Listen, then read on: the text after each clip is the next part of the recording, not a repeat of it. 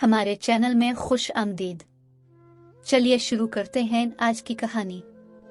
असद खान और अहमद खान आपस में चचाजाद भाई थे। इनके दरमियान जमीन की तकसीम पर तनाज़ो हुआ। बात कुछ भी ना थी, मामूली सा मसला था। खेतों के बीच हदबंदी की जो लकीर थी, असद का ख्याल था ये सही जगह पर नहीं है, जबकि अहमद खान और उसके भाई कहते थे ये दुरुस्त जगह पर है। एक रात असद खान ने अपने साथियों के हमरा इस हदबंदी को तब्दील कर दिया। इस पर अहमद खान के छोटे भाई जाहिद खान ने मुश्तइल होकर हवाई फायरिंग शुरू कर दी।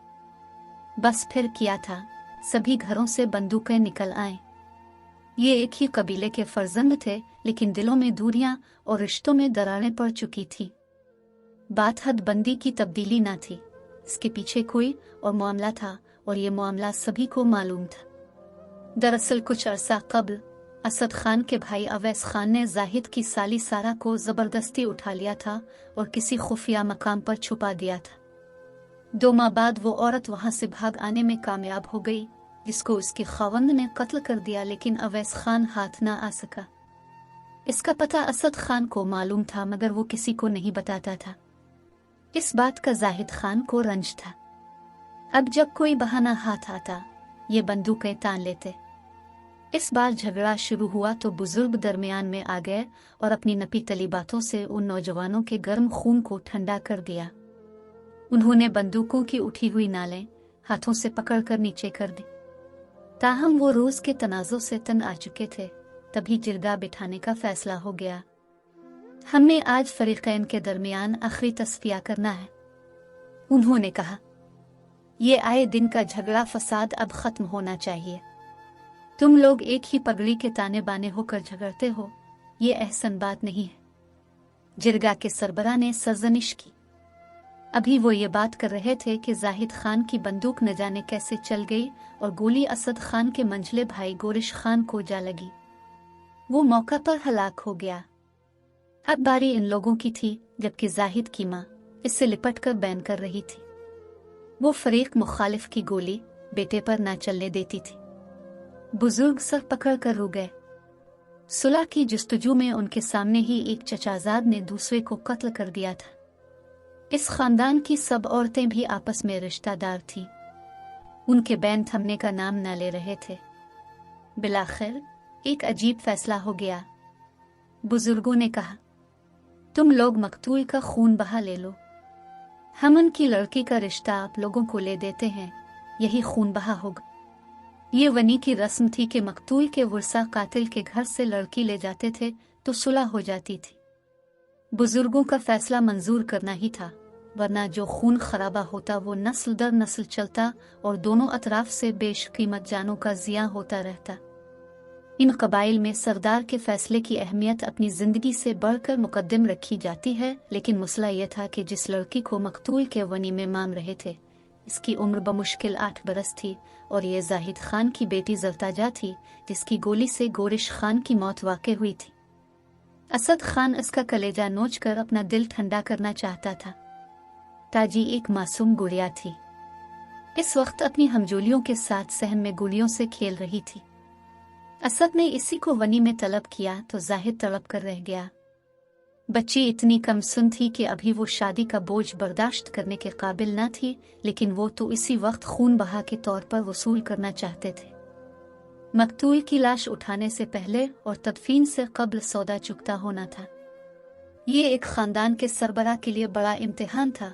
तभी ताजी के दादा ने कहा, मेरी बेटी शादी के लायक है, मैं इसको वनी में देता हूँ। असद नहीं माना, बोला, जिसने मेरे भाई पर गोली दागी है उसकी बेटी को वनी में लेंगे, वरना खून का बदला खून और सर का बदला सर होगा। एक सर की बात होती, कोई मसला न था। यहाँ तो फिर कत्ल के बदले कत्ल का एक सिलसिला दराज चलने वाला था। गोया एक खूनी बाब खुल जाता। बुजुर्गों ने एक शर्त रखकर बात खत्म कर दी। ठीक है असद खान, तुम ताजी का रिश्ता लो, इससे अभी निकाह कर सकते हो। हम बच्ची को दुल्हन बनाकर तुम्हारे साथ कर देते हैं, लेकिन एक अहद करना होगा कि जब तक अपनी शादी का बोझ उठाने के काबिल नहीं हो जाती, ये तुम्हारे घर में हमारी अमानत होगी। शादी की रस्में बालिग होने पर ही होंगी। ऐसा ही होगा खानन। जब ताजी बाशऊर हो जाएगी तभी रस्म ही ना करेंगे। अभी तो हमारे आंगन में भी गुड़ियों के साथ खेलेगी। इसकी गुड़ियां साथ कर देना। असद के बाप ने कॉल दे दिया। ताजी इन मामलात से बेखबर अपनी दोस्त बच्चियों के हमरा खेतों में खेल रही थी।